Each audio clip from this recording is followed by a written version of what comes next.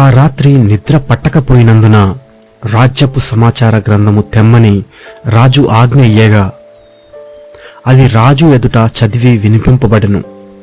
ద్వారపాలకులైన బిగ్తాను తెరేషు అను రాజు యొక్క ఇద్దరు నపుంసకులు రాజైన అహర్వేరోషును చంప యత్నించిన సంగతి మొర్దెకై తెలిపినట్టు అందులో వ్రాయబడి ఉండెను. రాజు ఆ సంగతి విని, ఇందునిమిత్తము మొర్దెకైకి బహుమతి ఏదైనను ఘనత ఏదైనను చెయ్యబడినా అని అడుగగా రాజు సేవకులు అతనికేమీ చేయబడలేదని ప్రత్యుత్తరమిచ్చిరి. అప్పుడు ఆవరణములో ఎవరో ఉన్నారని రాజు చెప్పాను. అప్పటికి హామాను తాను చేయించిన ఉరికొయ్య మీద మొర్దెకైని ఉరితీయింప సెలవిమ్మని రాజుతో మనవి చేయుటకై రాజనగరు యొక్క ఆవరణంలోనికి వచ్చియుండెను. రాజసేవకులు, ఏలినవాడా, చిత్తగించుము, హామాను ఆవరణములో నిలబడి ఉన్నాడని రాజుతో చెప్పగా రాజు అతని రాణీయుడని సెలవిచ్చినందున హామాను లోపలికి వచ్చెను. రాజు ఘనపరచనాపేక్షించు వానికి ఏమి చేయవలెనని రాజు అతని అడుగగా హామాను, నన్నుగాక మరి ఎవరిని రాజు ఘనపరచనపేక్షించునని తనలో తాననుకొని రాజుతో ఇట్లనెను.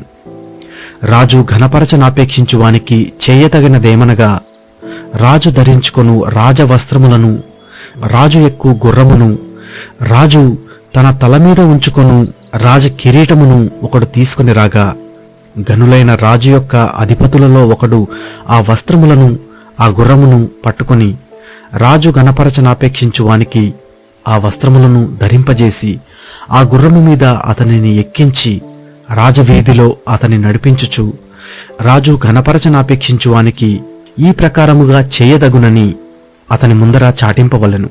అందుకు రాజు, నీవు చెప్పిన ప్రకారమే శీఘ్రముగా ఆ వస్త్రములను ఆ గుర్రమును తీసుకుని రాజు గుమ్మమునొద్ద కూర్చునియున్న యూదుడైన మొర్దెకైకి అలాగుననే చేయుము.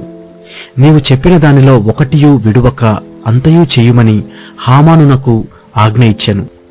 ఆ ప్రకారమే హామాను ఆ వస్త్రములను ఆ గుర్రమును తీసుకొని మొర్దెకైకి ఆ వస్త్రములను ధరింపజేసి ఆ గుర్రము మీద అతనిని ఎక్కించి రాజవీధిలో అతని నడిపించుచు రాజు ఘనపరచనాపేక్షించు వానికి ఈ ప్రకారము చేయదగునని అతని ముందర చాటించెను. తరువాత మొర్దెకై రాజు గుమ్మమునొద్దకు వచ్చెను. అయితే హామాను తల కప్పుకొని దుఃఖించుచు తన ఇంటికి త్వరగా వెళ్లిపోయెను.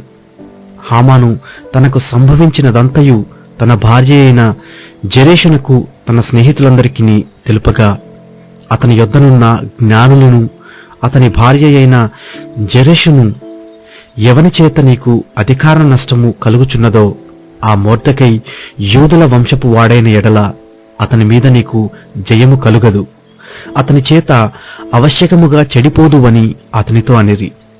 వారు ఇంకా మాట్లాడుచుండగా రాజు యొక్క నపుంసకులు వచ్చి ఎస్తేరు చేయించిన విందునకు రమ్మని హామానును త్వరపెట్టిరి.